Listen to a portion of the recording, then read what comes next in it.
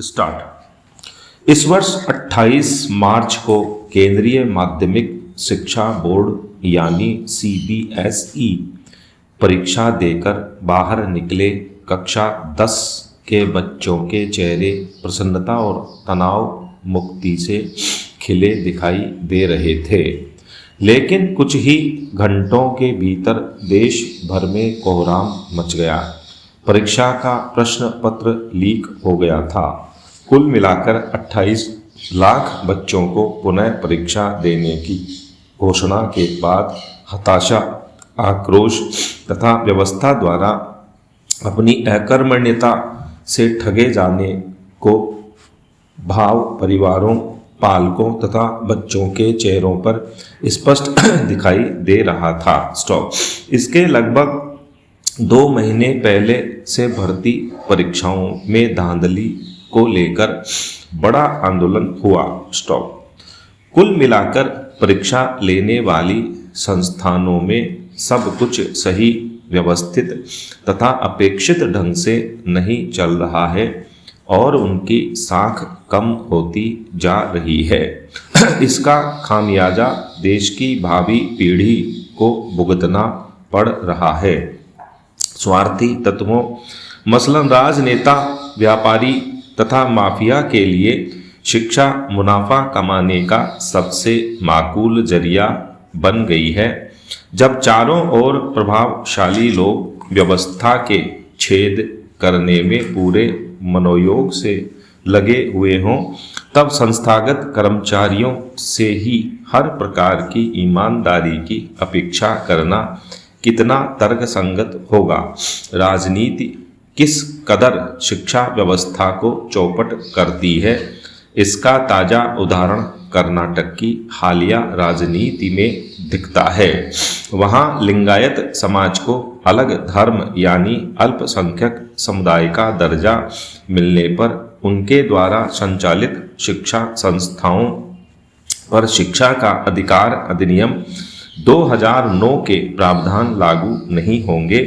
यही नहीं, संविधान के अनुच्छेद 30 के प्रावधानों के अंतर्गत उन्हें अपने शिक्षा संस्थान स्थापित करने तथा प्रबंधन के निर्बाध अधिकार भी प्राप्त हो जाएंगे।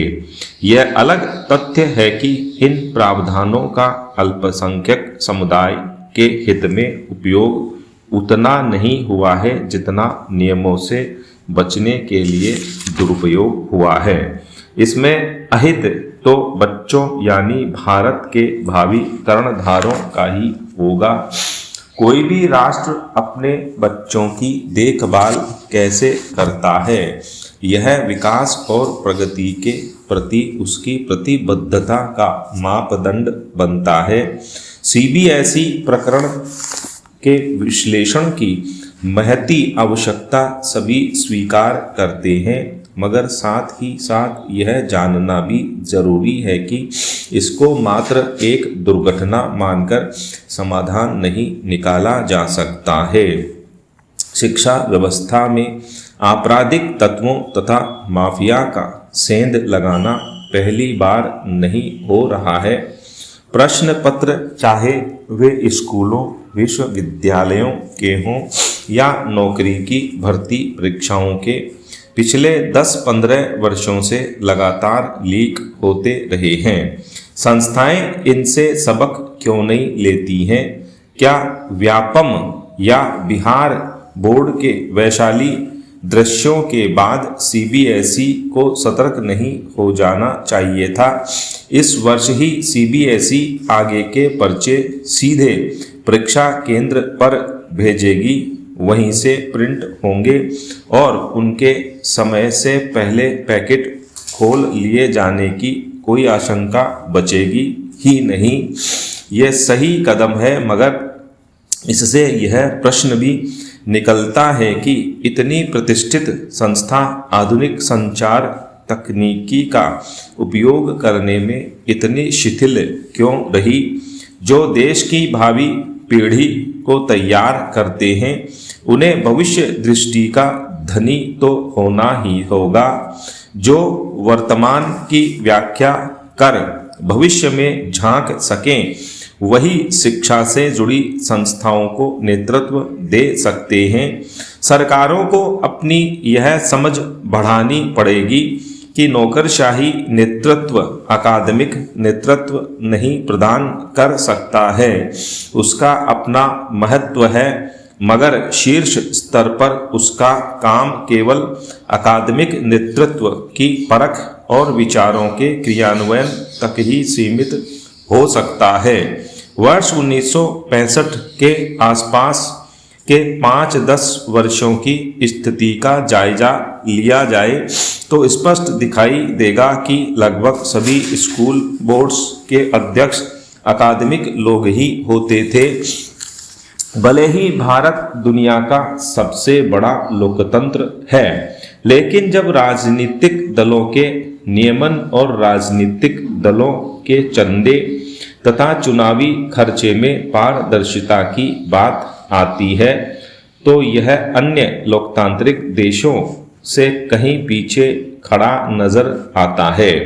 परिणाम स्वरूप एक तरफ जहां हम देश में ग्राम से लेकर राष्ट्रीय स्तर तक लोकतंत्र को फलते फूलते देखते हैं, वहीं दूसरी तरफ राजनीतिक पार्टियों और चुनावी प्रणाली के काले धन के चलन तथा उसके दुष्प्रभावों को भी देख सकते हैं। Association for democratic reform (ADR) ने अनुमान लगाया था कि पार्टियों को मिलने वाला 70% चंदा नकदी और बेनामी होता है, अर्थात उसका स्रोत अज्ञात होता है।